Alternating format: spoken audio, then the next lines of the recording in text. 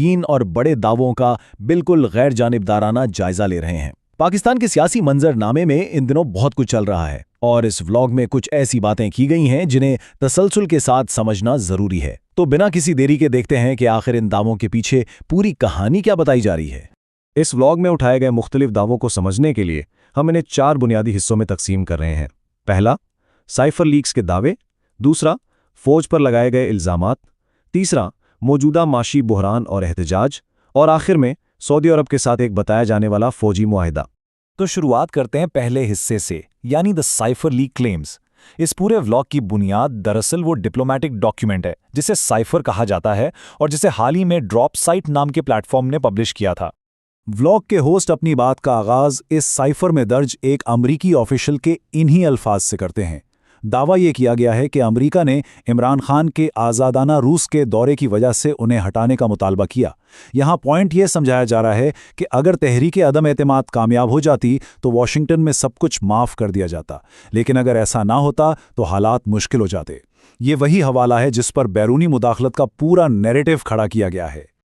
अब यहाँ एक बहुत ही दिलचस्प बात सामने आती है, लीक का जरिया आखिर था कौन? व्लॉग में संगीन दावा किया गया है कि ड्रॉप साइट को ये डॉक्यूमेंट किसी और ने नहीं बल्कि खुद मिलिट्री के ही किसी ऐसे फर्द ने दिया जो हालात से सख्त मायूस था। यानी ये लीक प्राइम मिनिस्टर के ऑफिस से नहीं हुई जैसा कि पहले सोचा जा रहा था। जाहिरी बात है ये नई तफसील पिछली तमाम स्पेकुलेशंस का रुख बिल्कुल तब्दील कर देती है और इस बहस को एक नया जाविया देती है। और अगर वाक़यात की टाइमिंग पर गौर करें तो होस्ट ने एक बहुत टाइट क्रोनोलॉजी पेश की है।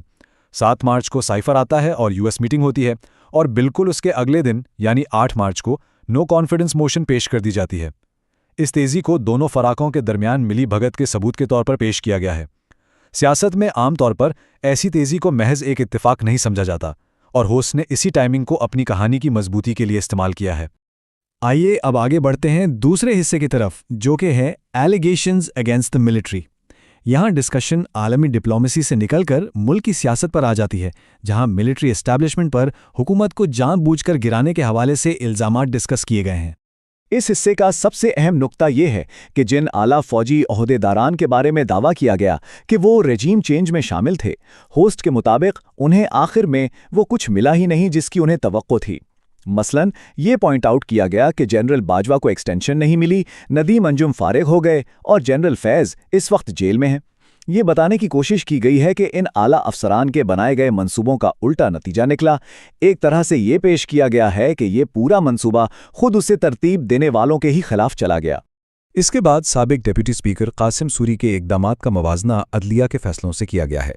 व्लॉग में ये दावा किया गया है कि कासिम सूरी किसी लालच या दबाव में नहीं आए, जबकि अदलिया के जजेस ने कासिम सूरी की रूलिंग के खिलाफ जाकर इस रिजीम चेंज को मुमकिन बनाया। इसी बुनियाद पर उन जजेस के सख्त एहतसाब का मुतालबा भी किया गया है। ये मुवाजना असल में कानूनी और इदारती तसादम को उजागर करने की एक कोशिश है। चलिए अब इन आला सतह की सियासी बातों से थोड़ा आगे निकलते हैं और तीसरे हिस्से पर आते हैं, इकोनॉमिक क्राइसिस एंड प्रोटेस्ट्स। ये वो मामला है जो आम आदमी की रोज़मर्रा ज़िंदगी पर सीधा असरअंदाज हो रहा है और इस हकीकत का सबसे तल्ख रूप एदाद शुमार में नज़र आता है।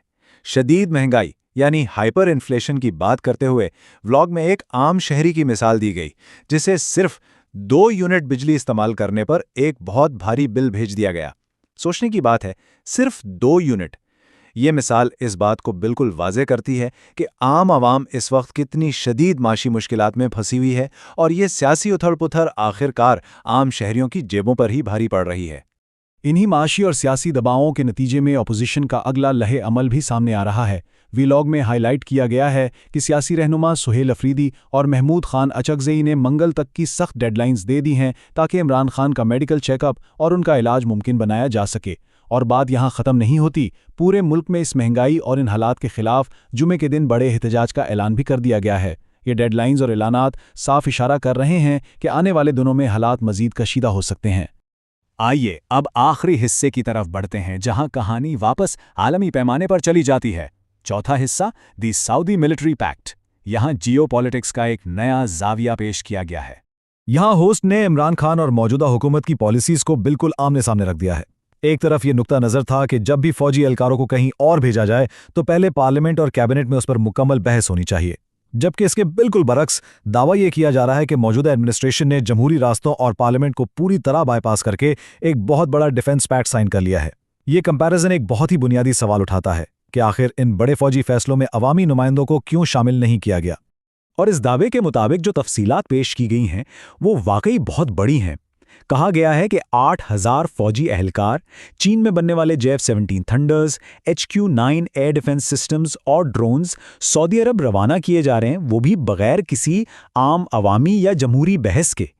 इतनी बड़ी तादाद में मुल्की वसाइल और असासे को इस तरह बाहर भेजना एक बहुत बड़ा सवालिया निशान खड़ा करता है। व्लॉग के नज़दीक ये ना सिर्फ मुल्की हिफाजत का मसला है बल्कि कौमी खुदमुख्तारी के हवाले से भी संगीन फिक्रमंदी पैदा करता है। तो इस सब को अगर जोड़कर देखा जाए तो इस व्लॉग ने मुख्तलिफ दावों, इदारों के अंदर से होने वाली लीक्स और बैनुल अक़वामी दबाव को मिलाकर एक इंतहाई पेचीदा सियासी नैरेटिव पेश किया है। लेकिन यहाँ सबसे अहम सवाल ये उठता है, ये गैर तस्दीक शुदा लीक्स, आला फौजी ओहदेदारान पर लगाए गए संगीन इल्ज़ामात और ये नए सामने आने वाले फौजी मुआहदे, ये सब पाकिस्तान के पहले से ही शदीद गैर यकीनी सियासी मुस्तकबिल को आखिर किस रास्ते पर ले जाएंगे?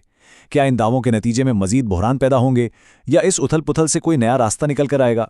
ये एक ऐसा सवाल है जिसका जवाब वक्त ही तय करे।